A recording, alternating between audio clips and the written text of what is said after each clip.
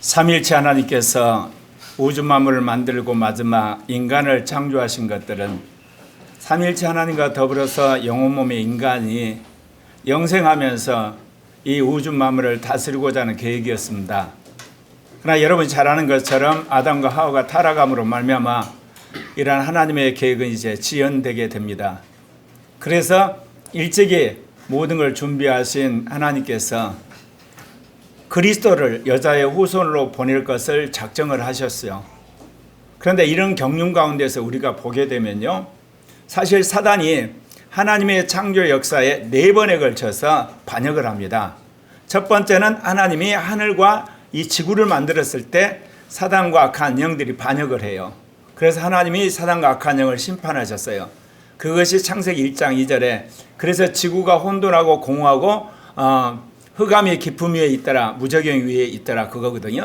그래서 이제 주님이 이제 이 지구를 이제 새롭게 이제 건설하시면서 말하자면 이제 빛이 있게 하고 그 다음에 궁창이 있게 하고 그 다음에 이제 땅이 나타나게 하고 식물이 나타나고 동물이 나타나고 마지막 인간을 창조하셨잖아요.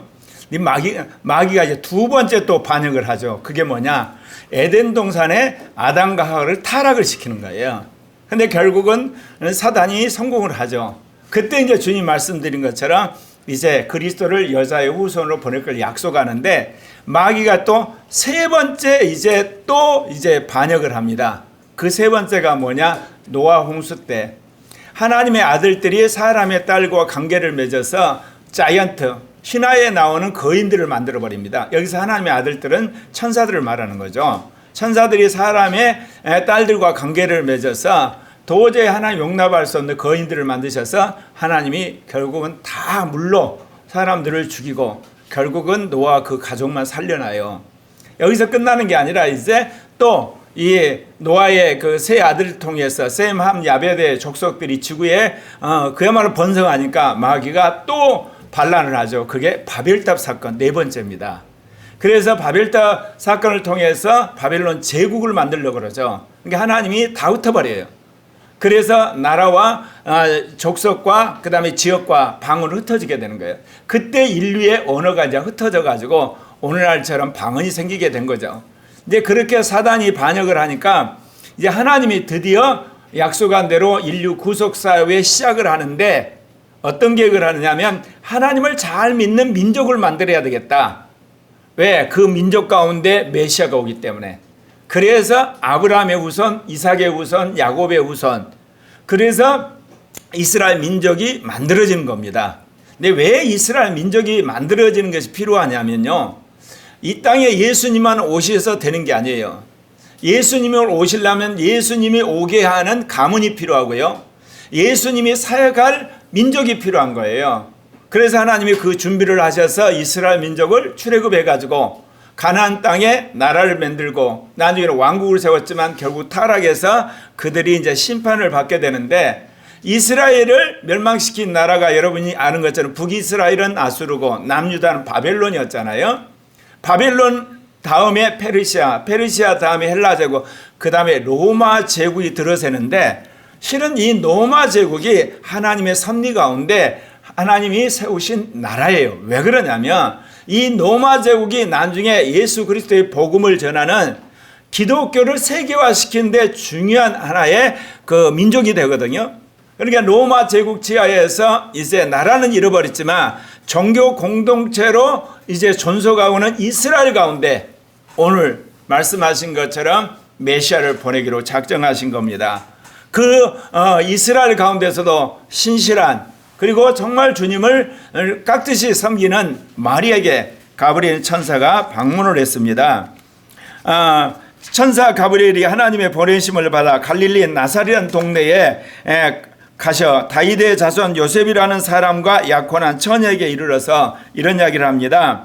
은혜를 받은 자여 편안할지다, 주께서 너와 함께 하시도다. 그러니까 마리아가 깜짝 놀란 거예요. 이런 인사가 어찌 됨인고. 그러니까 천사가 그래요. 마리아여 무서워하지 말라. 너가 하나님께 은혜를 입었느니라. 그러면서 대뜸 너가 잉태하여 아들을 낳으리니 그 이름을 예수라라.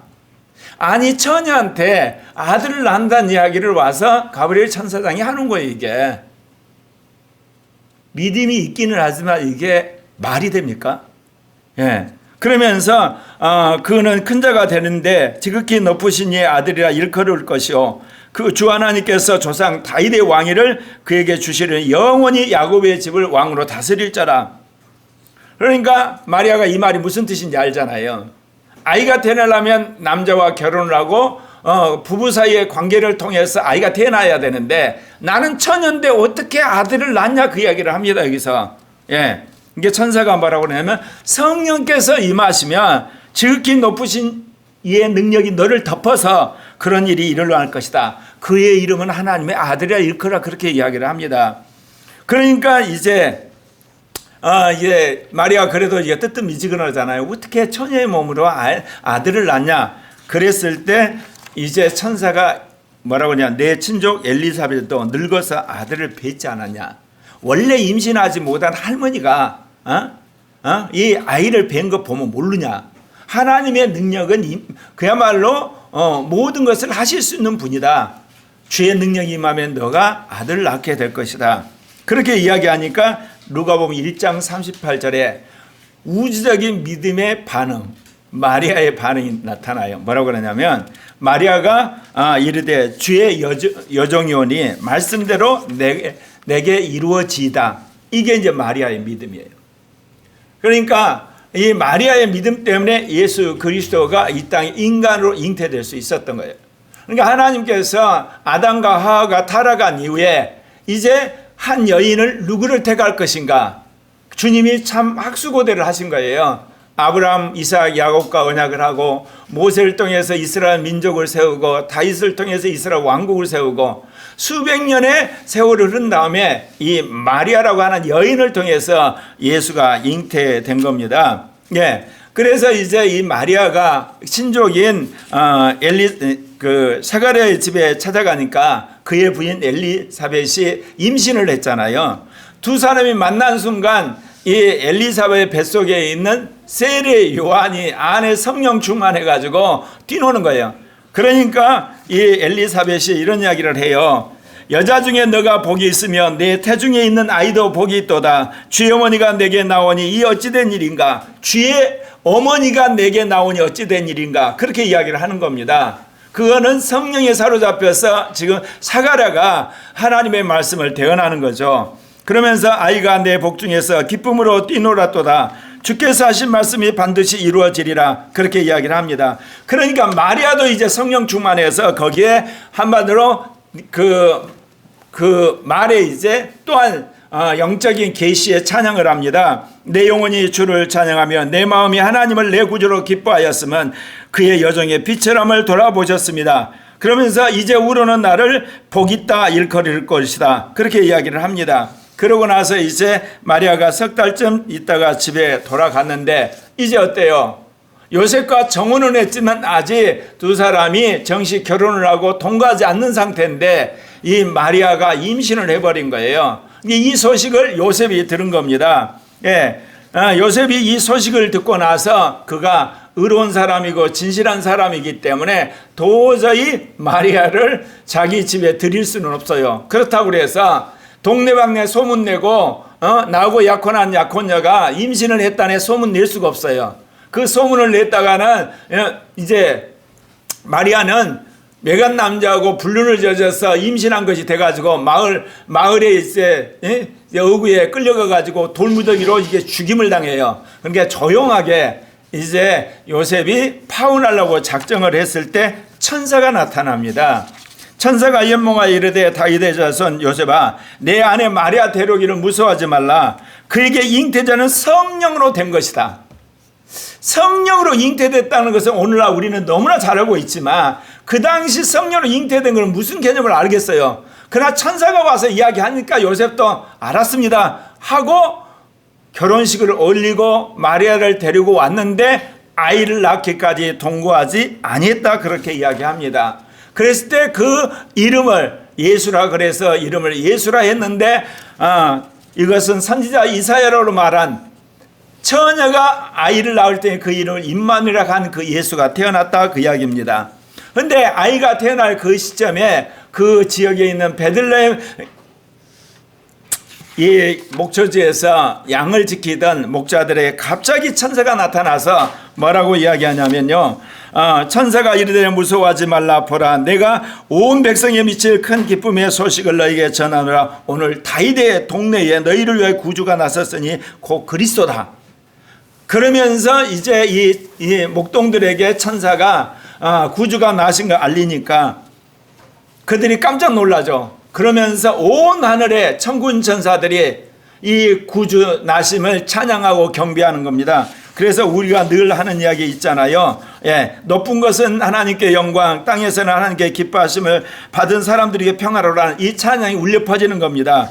이제 천사들이 이 찬양을 하고 떠나가니까 이 목동들이 길을 물어서 아기 예수가 태어난 마을 구육간에 가서 그 이야기를 하고 경배하고 돌아갔다고 이야기를 합니다. 그런데 또 하나 놀라운 사실은 이제 이방 문화권에 있던, 오늘날 말하면 천문학을 연구했던 사람들인데 하늘에 놀라운 별이 갑자기 나타나는 거예요. 이런 별은 대부분 시대적인 인물이 태어날 거라고 생각해서 그 별이 시키는 대로 그들이 따라왔는데 그 별이 어디까지 오냐? 예루살렘 성까지 오는 거예요. 그러니까 이 동방박사들 생각에 예루살렘 궁 안에 있는 왕자가 태어났구나 생각해서 헤롯 왕한테 간 겁니다. 그래서 마태복음 2장 1절에 보면 유대인의 왕으로 나신 이가 어디 계시냐? 우리가 동방에서 그의 별을 보고 그에게 경배하러 왔다. 헤롯과 온 예루살렘이 완전히 소동이 난 거예요. 왜냐? 왕자가 태어나지 않았거든요. 근데 지금 동방박사 세 사람이 위대한 인물이 태어난 별을 보고 우리가 따라왔다. 분명히 왕이 태어났을 거다. 그러니까 보니까 없어요. 그러니까 이제 서기관들을 불러다가 도대체 뭔가 왕이 났다고 하는 성경의 예언이 어딨냐 그랬더니 베들레헴입니다. 그걸 가르쳐줘요. 그러니까 이제 헤롯 왕이 그러면 너희들이 가서 그 아이를 경배를 해라. 나도 가서 경배하겠다. 그렇게 이야기를 합니다. 그래서 동방박사들이 가가지고 이 말구에 있는 아이를 경배를 하고 황금과 유압과 모략으로 예물을 드리고 이제 그들이 이제 돌아가려고 하는데 꿈에 이 천사들이 그래, 헤롯한테 돌아가지 말아라. 헤롯한테 돌아가게 되면 너희들이 죽음을 당하게 되고, 그리고 자칫 잘못 이 아이까지 위험하니까 너희들 빨리 다른 길로 고국으로 돌아가라. 그래서 이제 이 동방박사들이 고국으로 돌아가요. 아니 기다렸던 동방박사가 오지 않는 걸 보고 헤롯 왕이 이게 필시 나를 속였구나 생각하고 2살 아래의 모든 아이를 죽이라 그래요. 그때쯤 천사가 요셉에게 나타나서 빨리 아이를 데리고 애굽으로 피난하라고 그래요. 그래서 애굽에 있다가 예수님이 오셔서 갈릴리에 이제 머물게 됩니다. 오늘 이 말씀을 우리가 쭉 볼 때 예수 그리스도가 이 땅에 오는 데 있어서 결정적인 믿음은 마리아였어요. 근데 또 한 사람 거기에 동역자가 뭐냐? 약혼한 요셉이라고 하는 남편이었다는 거예요. 그러니까 객관적으로 봤을 때 예수는 요셉의 아들로 호적에 올라간 겁니다. 그러나 실제적인 영적으로는 마리아라고 하는 처녀의 몸에서 예수가 태어나는, 그러니까 다윗의 후손이란 예언도 성취하고 여자의 후손이란 예언도 성취하는 놀라운 하나님의 방법으로 이 땅에 예수 그리스도가 오신 겁니다.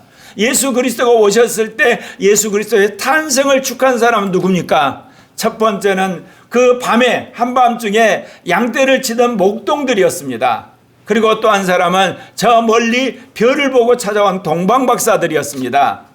그러니까 이스라엘 민족이 그토록 메시아를 기다렸지만 이 메시아의 소식을 알았던 사람, 직접 참여한 사람은 마리아와 요셉이고, 그리고 이 소식을 안 사람은 사가랴와 엘리사벳이었습니다. 그리고 축하한 사람은 양떼를 몰았던 목동들과 별을 쫓아온 동방박사들이었습니다. 나머지 모든 사람은 이 땅에 메시아가 오는 이 우주적 사건에 참여한 사람이 없습니다.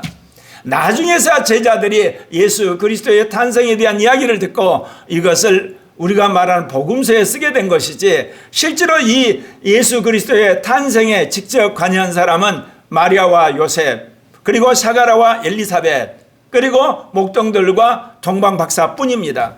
근데 오늘 우리가 예수의 탄생 2000년이 지나서 이렇듯 그를 축하하는 것은 예수 그리스도가 이 땅에 오심 자체보다 그 오신 그분이 우리를 위해서 십자가에 죽고 부활하심으로 우리의 구주 되신 것을 우리가 감사하면서, 예수 그리스도가 이 땅에 구주로 오심은 결국은 마리아의 태에서 그분이 인간이 되셨기 때문에 오늘 축하하는 것입니다. 사랑하는 형제 자매 여러분, 이제 가신 예수 그리스도는 다시 오십니다.